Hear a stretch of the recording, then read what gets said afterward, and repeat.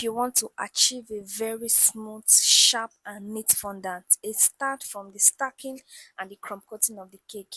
Hi guys, you are welcome again. Thank you so much for joining, and to my returning viewers, I love you all specially. So in this video, I want to show us how to stack and crumb coat a cake. First, what you'll be needing is your buttercream. If you want to add any filling of your choice, then it is allowed. If you have plenty layers of cake that you want to stack, it's best to start with the layer that is a little bit stronger. Yes, the one that is that is strong, so that others can rest on it and it will not press. So like this now, I check for the one that is stronger and I notice that this fruit cake is better. Because of the way my oven is not leveled, most times when I bake, most of the cakes are not even. But if you have an even cake, like all your cake layers are very okay and perfect, you might not need to do this process I'm doing of trying to, use cake crumbs to hold different size and make them look equal. Although many persons do this, sha, but they will not show it online because they are scared of what a lot of persons will say. If you notice this vanilla I just put now, the other side is not leveled at all. When I put it in the fridge, I noticed that it's pressed because of other cakes that were there. So I just want to show you how I was able to do this. Because I was working with moist cake in this place, so I have to be very careful.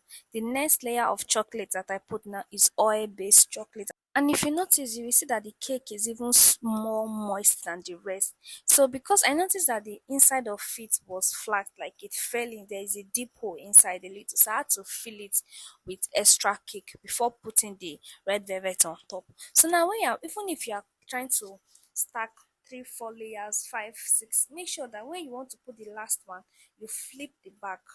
You flip the back and put it. After arranging it, if you have light, you can put it in the fridge and allow it to set for some time before doing this. So I just have to use my knife. You see the way I'm being careful, because a lot of the cake here, layers here, they are very, very soft. So I use my knife and I was trimming it bit by bit, trimming it, and I was very careful with it, making sure that no part overcut. Now this is another part that many people will not show you. If you are working on cakes and you see that some parts is like this one, that there is a press, all you have to do is just like use another cake to hold it. Crumb coating of this cake is like cementing the cake, like you are cementing your wall, you are cementing a house. If you are cementing a house, you will make sure that every part is good, every part is smooth. If there is any hole, you use cement to cover it. That's what this crumb coating is.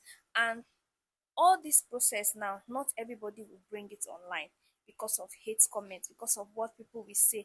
Oh, the cake is not nice. Oh, the cake is this. Why are you putting this on?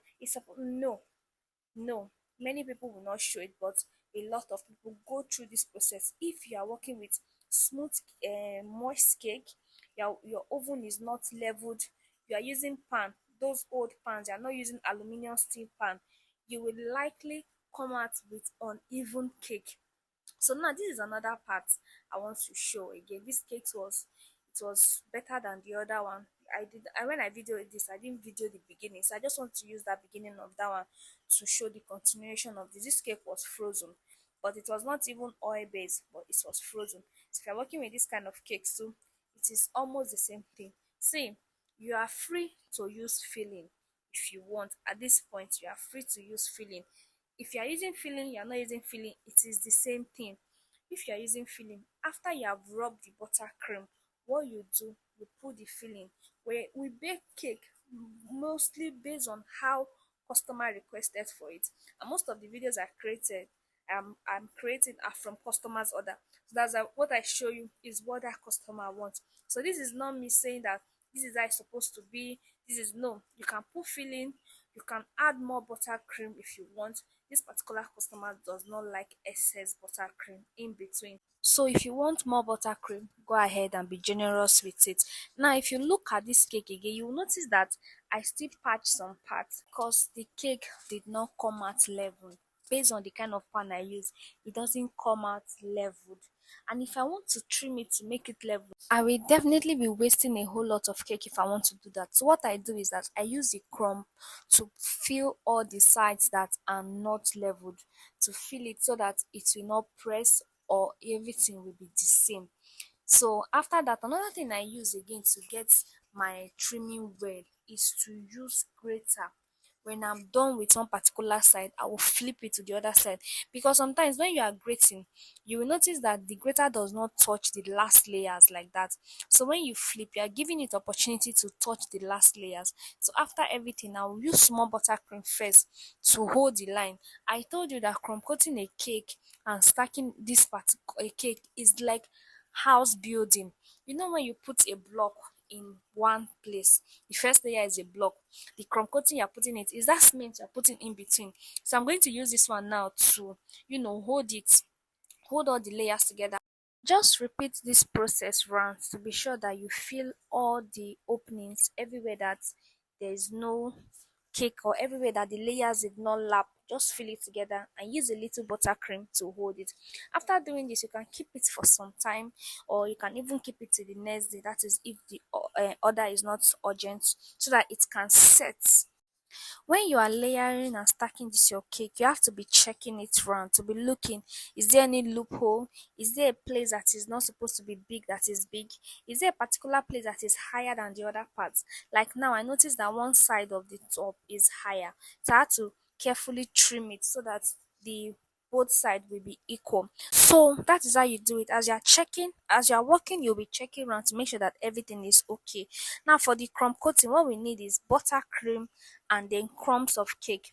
Particularly, I like to use those crumbs that comes out from the grater. When I'm using grater to smoothen the body, I use the crumbs. But if I don't use a grater for that particular cake, I will now use my hand to scatter the cake crumb so that it will be tiny tiny.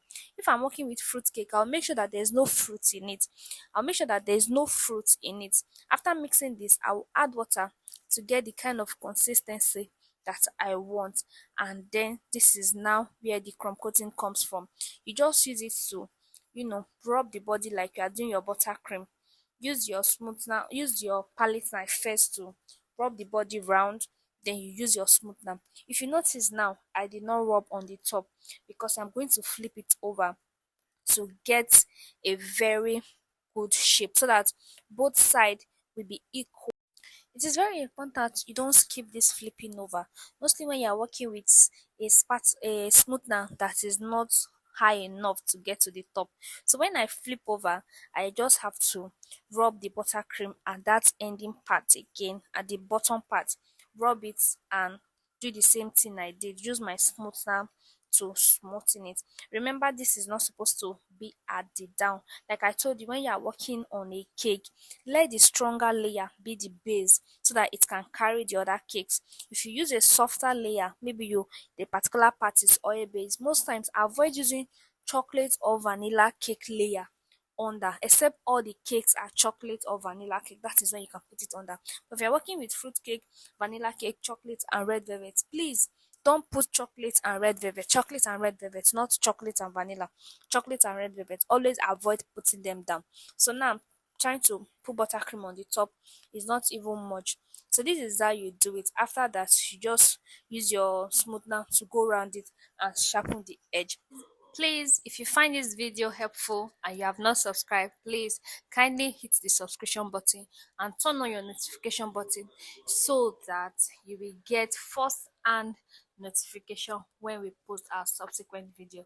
Thank you so much for watching. You know, I will always be in the comment section to respond to any comments, and if you have any question, please leave in the comment section.